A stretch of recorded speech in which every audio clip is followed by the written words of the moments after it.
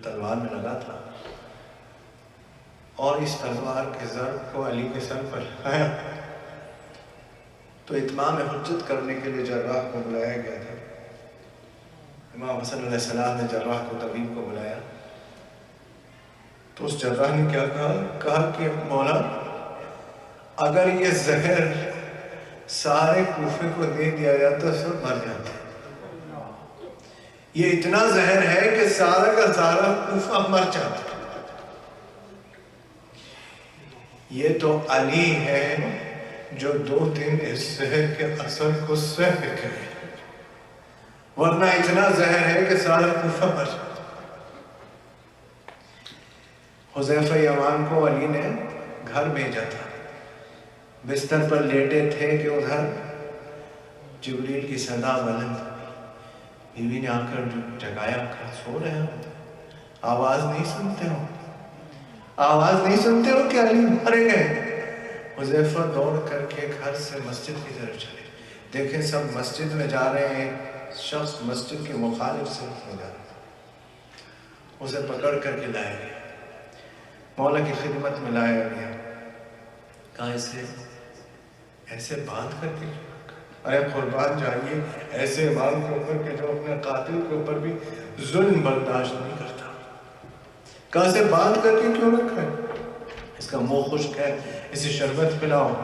مولا نے اس سے کہا کیا میں برا امام تھا تمہارا؟ کیا میں برا امام تھا تمہارا کہ جو تم نے میرے اوپر یہ ضرب لگائی؟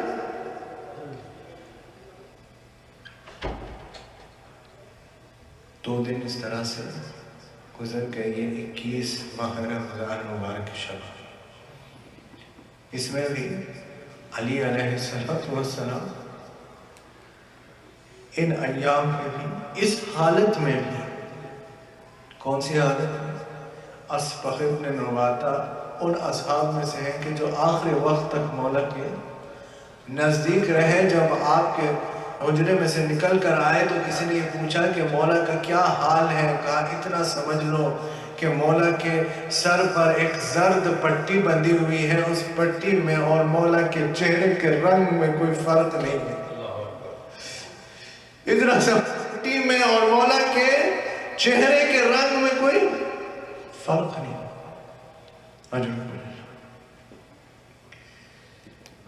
علی علیہ السلام بستر پر لیٹے اور وہاں پر ابن ملجم کی کرانے کی آواز آ رہی ہے بستر سے، بیدار ہوتے ہیں، اٹھ کر کے کہتے ہیں کہ اس کی رسیوں کو ڈھیلی کر دیا جائے، قاتل کی رسیوں کو ڈھیلا کر دیا جائے۔ یہ 40 ہجری کا کوفہ ہے، یہ 40 ہجری کا کوفہ ہے جہاں علی کو قاتل کی رسیاں برداشت نہیں۔ یہ 40 ہجری کا کوفہ ہے، اور 61 ہجری کے کوفے میں کیا ہوگا؟ 61 ہجری کا کوفہ ہوگا۔ 40 ہجری کے کوفے میں علی کو چوپاہوں کے کھانے پینے کا خیال ہے۔ 40 ہجری کے کوفے میں علی کو نامحرموں تک آواز پہنچنے کا خیال ہے۔ 40 ہجری کے کوفے میں علی کو ظالم کی اور قاتل کی رسیوں کا خیال ہے۔ 61 ہجری کا کوفہ ہوگا، 61 ہجری کا کوفہ ہوگا جس کوفے کے اندر آل علی کو بھوکا پیاسا ہے۔ 61 ہجری کا کوفہ ہوگا جس کوفے کے اندر نامحرموں کے بازار و دربار میں اولاد پیغمبر کو لایا جائے۔ 61 ہجری کا کوفہ ہوگا جس کوفے کے اندر رسیاں باندھ کر کے آل پیغمبر کو لایا جائے گا، دربار میں لایا جائے گا۔ دربار میں آئیں گی زینب کبریٰ خطبہ ارشاد فرمائیں گی۔ عزیزوں، یہ دن بھی گزر گیا، 21 ماہ رمضان مبارک کا دن آ گیا، 21 ماہ رمضان مبارک کا دن آ گیا کہ جس دن یہ دنیا علی سے خالی ہو گئی اور ہم سب یتیم ہو گئے۔ حضور نے فرمایا تھا یا علی تم اس امت کے باپ ہو، یا علی تم اس امت کے باپ ہو۔ 21 ماہ رمضان مبارک کے دن علی سے دنیا خالی، کہاں پر علی کو دفن کیا گیا یہ بھی 7 دہائیوں تک لوگوں کو نہیں معلوم، کسی کو پتہ نہیں کہ علی کو کس جگہ دفن کیا گیا۔ صرف علی نے یہ کہا حسن و حسین سے کہ میرے تابوت کو پیچھے سے اٹھانا، میرے تابوت کو پیچھے سے اٹھانا، کہ آگے سے جبرائیل اور میکائیل تابوت اٹھائیں گے اور جا کر اس مقام پر دفن کر دینا جہاں قبر بنی ہوئی ہے۔ ایک طرف آدم ہے، دوسری طرف نوح ہے، درمیان میں قبر ہے، وہاں پر پتھر رکھا ہوا ہے کہ یہاں علی امیر المومنین علیہ السلام وسیع پیغمبر کی قبر ہے۔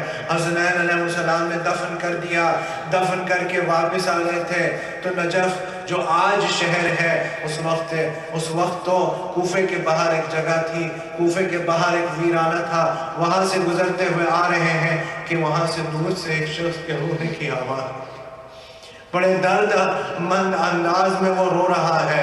حسن و حسین اس کے نزدیک جاتے ہیں، وہ رو رہا ہے، اسے کہتے ہیں بھائی کیا بات ہے، کس وجہ سے تم رو رہے ہو، کس وجہ سے تم رو رہے ہو؟ کہا ایک شخص تھا میرے پاس آتا تھا، میرے غم بٹاتا تھا، میری باتیں سنتا تھا، میرے کام کرتا تھا، مجھے کھانا کھلاتا تھا، میرے کپڑے دھوتا تھا، آج 3 دن ہو گئے ہیں وہ نہیں آیا۔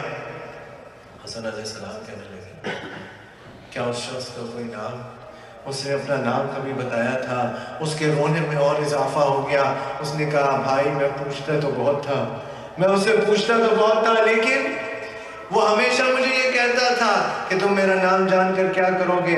بس یہ سمجھ لو کہ اللہ کا ایک بندہ دوسرے بندے کی خدمت کرنے کے لیے آیا ہے، اللہ کا ایک بندہ دوسرے بندے کی مدد کرنے کے لیے آیا ہے۔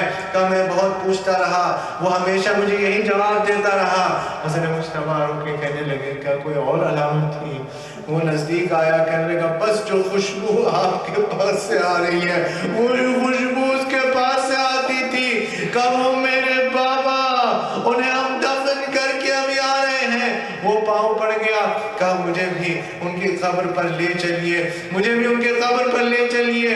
اس بزرگ کو حسنین لے کر کے آئے، وہاں لے کر کے قبر امیر المومنین علیہ السلام پر وہ پہنچا اور وہاں پر اس نے ایک ٹھنڈی سانس لی اور وہیں پر مر گیا۔